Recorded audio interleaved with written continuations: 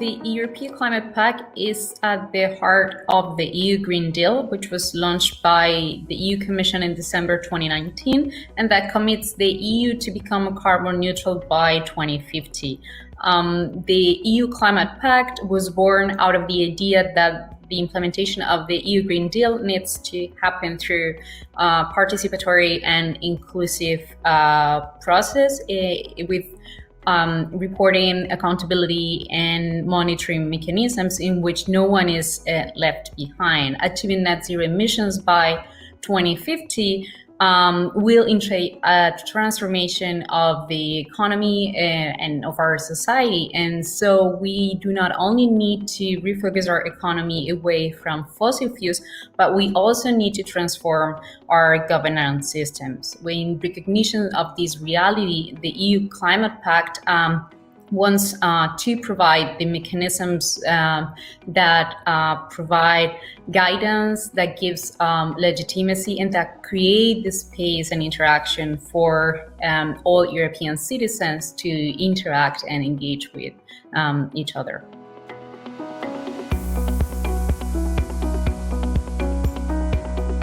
The European Climate Pact aims to get all Europeans involved. It wants to bring citizens, communities, organizations of every sector of the economy and society together to make Europe climate neutral by 2050. The EU Climate Pact obviously wants to appeal to European citizens' concerns about climate and those who mobilize and urge the European Union to take a stronger stance on climate.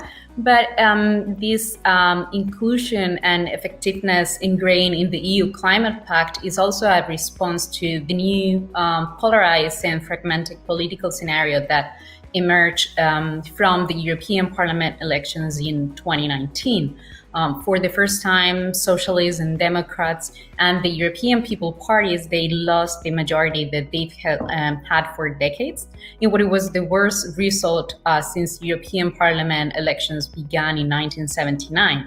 Even if pro-European parties still secure 2/3 of the votes, you have Eurosceptic and far-right populist parties who got 1/4 of the seats.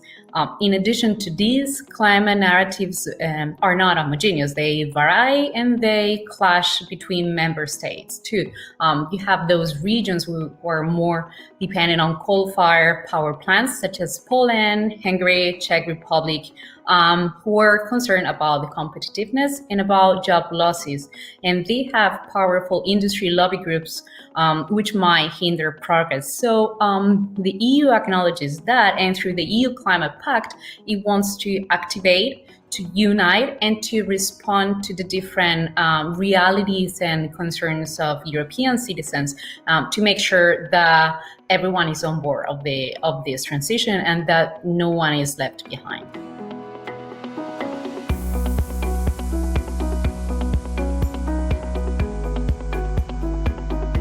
The EU Climate Pact has done well, and it has hit the nail on the head with this initiative of trying to engage as many Europeans as possible, pinning down what climate means to them, and ultimately transforming the talk into climate action.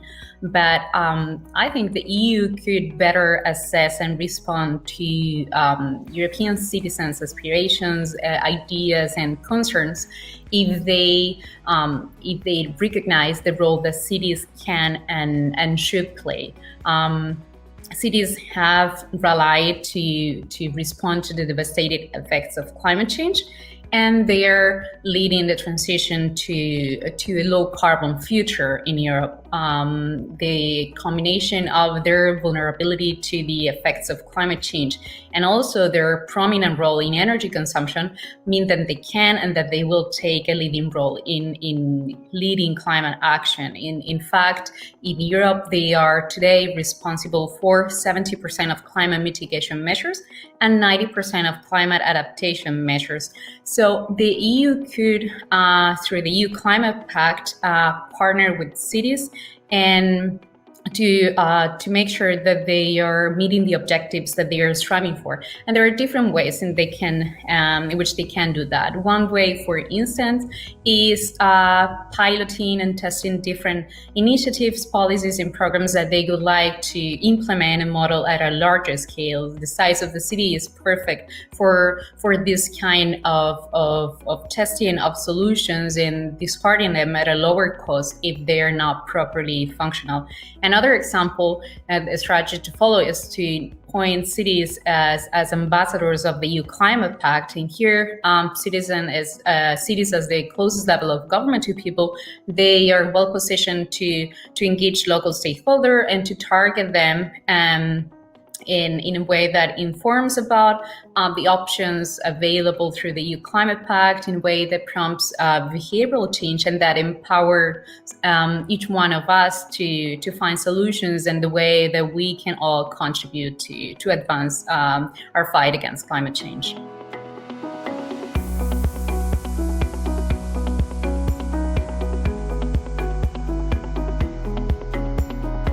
For cities to play an active role in the Climate Pact, there are a set of strategies and tools that the EU could envision. So one, I can divide them based on the three pillars or objectives that the EU Climate Pact strives for, which is talking about climate, triggering action, and working together. In talking about climate, cities can facilitate climate dialogues and engage the stakeholders and citizens of their territory to assess what is going to be the impact that this transition to a neutral carbon economy is going to have in their territory, and to navigate jointly these solutions and how to maximize the advantages of such transition and reduce the risk. So the EU could support cities through the EU Climate Pact in organizing town hall meetings, community gatherings, workshops, conference, and all sorts of things that facilitate the dialogue with citizens and to bring them on board.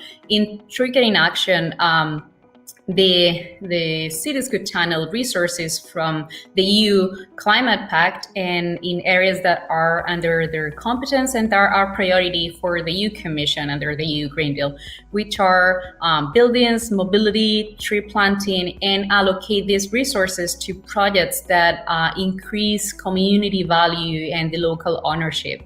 And also, they can facilitate the exchange of information and best practices and encourage the replication of solutions tailored to the local context. And here, the EU Climate Pact could make sure that the Covenant of Mayors plays a major role. And lastly, when it comes to working together, the EU Climate Pact could support the creation of platforms at the local level that connect citizens with each other so that they can share their climate-related projects and they can partner up to make progress on climate actions. And the EU could also support this building of local alliances by giving technical and financial assistance to local governments on how can they establish effective partnerships.